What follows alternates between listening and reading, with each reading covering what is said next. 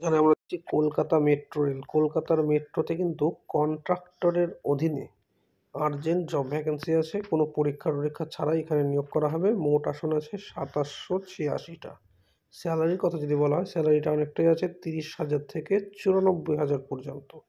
বেতন কি আছে? বেতন ১৮ বেতন বলছি, এজ কত আছে? ১৮ থেকে ৫৫ বছর। যে ন্যূনতম ১৮ বছর আর আপার লিমিট হচ্ছে ৫৫ বছর, মেল ফিমেল, ঠিক আছে?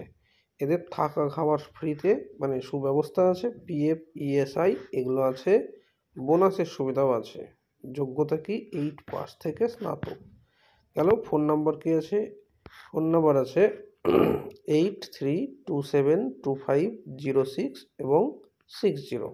তাহলে 8327250660। এটা হচ্ছে কলকাতা মেট্রোর কিন্তু পরীক্ষা ছাড়াই, ঠিক আছে? রিটেন পরীক্ষা ছাড়াই কিন্তু এই চাকরিটা হবে। তো এখানে বেতনের সীমাও কিন্তু আছে ৩০,০০০ থেকে ৯৪,০০০। তো বেতনটা খুব একটা খারাপ না, খুব একটা ভালোই আছে। মোট আসনের সংখ্যা আছে ২,৭৮৬টা। গেল। আর এখানটাতে যেটা বলা হচ্ছে যে যোগ্যতা কি?